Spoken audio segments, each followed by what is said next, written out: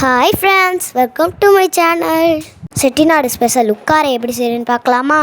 வாங்க பார்க்கலாம். இப்போ டிஸ்பிளேல இருக்க தேவையான பொருள் எடுத்து வச்சுக்கோங்க.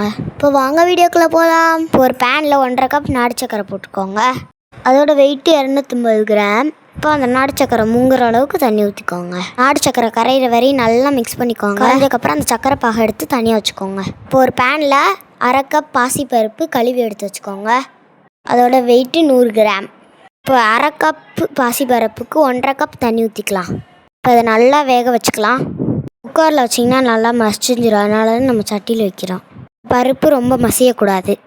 இந்த ஸ்டேஜ் வர வரையும் நல்லா வேக விட்டுக்கோங்க. இப்போ நம்ம கையில் எடுத்து டெஸ்ட் பண்ணால் அந்த பயிர் நல்லா அமுங்கணும். நெக்ஸ்ட்டு இப்போ ஒரு பேனில் 2 ஸ்பூன் நெய் ஊற்றிக்கலாம்.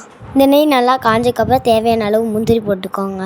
முந்திரி நல்லா பொன்னிறம் அளவுக்கு மாறுற அளவுக்கு நல்லா ரோஸ்ட் பண்ணி தனியாக எடுத்து வச்சுக்கோங்க.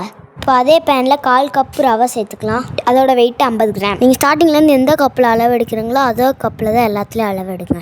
இப்போ இந்த ரவையை நல்லா ரோஸ்ட் பண்ணிக்கோங்க, கருகிராமல். இந்த நெய் நல்லா ரவையோட சேரணும்.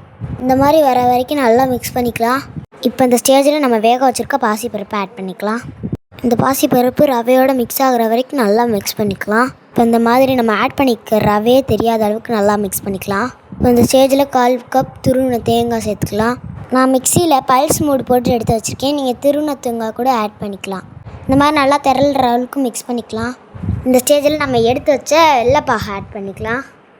ஊற்றிட்டு நல்லா மிக்ஸ் பண்ணிக்கலாம். கட்டி சேர விடாமல் நல்லா கிண்டிக்கோங்க. நீங்கள் எடுத்து வச்ச வெள்ளைப்பாகு சூடாக இருக்கணும். இப்போ ஒரு கனமான கரண்டி எடுத்து கட்டி சேர விடாமல் நல்லா மிக்ஸ் பண்ணிக்கோங்க. இப்போ அந்த ஸ்டேஜில் 2 ஏலக்காய் நீங்கள் நுணுக்கியும் போட்டுக்கலாம், அப்படியே போட்டுக்கலாம். இப்போ அந்த ஸ்டேஜில் 2 ஸ்பூன் நெய்யை ஆட் பண்ணிக்கலாம். நெக்ஸ்ட்டு நம்ம ரோஸ்ட் பண்ணி வச்சுருக்க முந்திரி ஆட் பண்ணிக்கலாம். இப்போ நல்லா மிக்ஸ் பண்ணிக்கலாம். இதெல்லாம் ஒன்று சேர்ந்து கொஞ்சம் கட்டியாக வர அளவுக்கு மிக்ஸ் பண்ணிக்கலாம்.